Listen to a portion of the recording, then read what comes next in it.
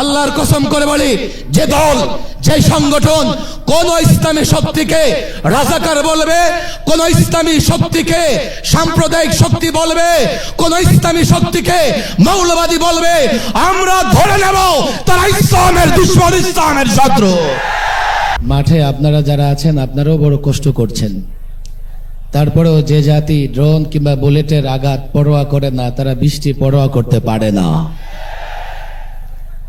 সংস্কার বিষয়ে একটা কথা স্পষ্ট বলতেই হয়।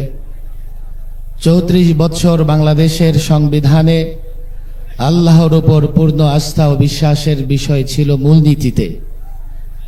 2011-তে ফেসিবাদী হাসিনা সরকার আল্লাহর উপর পূর্ণ আস্থা বিশ্বাস তুলে দিয়েছে।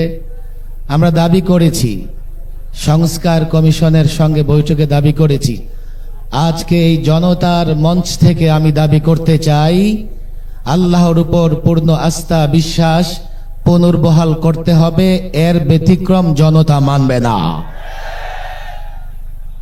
বিচার, মাঝখানে বিচার, তারপরে নির্বাচন। আমরা নির্বাচন নিয়ে অনেক কথা শুনছি, কিন্তু বিচার কার্যক্রম দৃশ্যমান দেখছে না। আমরা মনে করি নির্বাচন নিয়ে কথা আপনারা বলতেই থাকেন, কিন্তু বিচার হওয়া লাগবে, বিচার দৃশ্যমান হওয়া লাগবে। ফেসিবাদের বিচার নয়, ফেসিবাদের দোসর যারা, তাদের বিচারও দৃশ্যমান হওয়া লাগবে। নির্বাচন বিষয়ে একটা কথা স্পষ্টই বলতে হয়, কালো টাকা, পেশি শক্তি কোনো ধরনের প্রভাব যেন মাঠে না থাকে। সেক্ষেত্রে ইসলামী আন্দোলন যে দাবি জানিয়েছে, আমরাও সে দাবির সঙ্গে একমত পোষণ করেছি।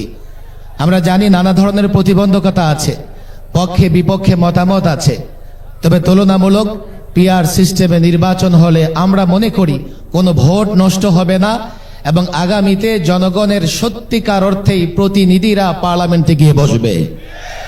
চূড়ান্ত কথা, গত 16 বছরে নয়, 53 বছরের বাংলাদেশে ইসলামী শক্তিকে দাবায় রাখবার জন্যে, ইসলামী শক্তিকে দুর্বল করবার জন্যে, ইসলামী শক্তিকে নানাভাবে প্রতিহত করবার জন্যে ষড়যন্ত্র হয়েছে।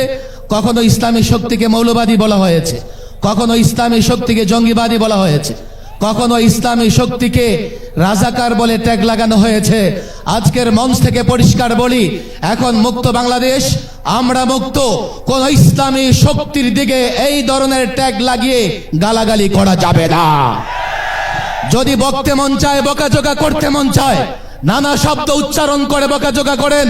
আল্লাহর কসম করে বলি, যে দল, যে সংগঠন কোন ইসলামী শক্তিকে রাজাকার বলবে, কোন ইসলামী শক্তিকে সাম্প্রদায়িক শক্তি বলবে, কোন ইসলামী শক্তিকে মৌলবাদী বলবে, আমরা ধরে নেব তারা ইসলামের দুশমন, ইসলামের শত্রু।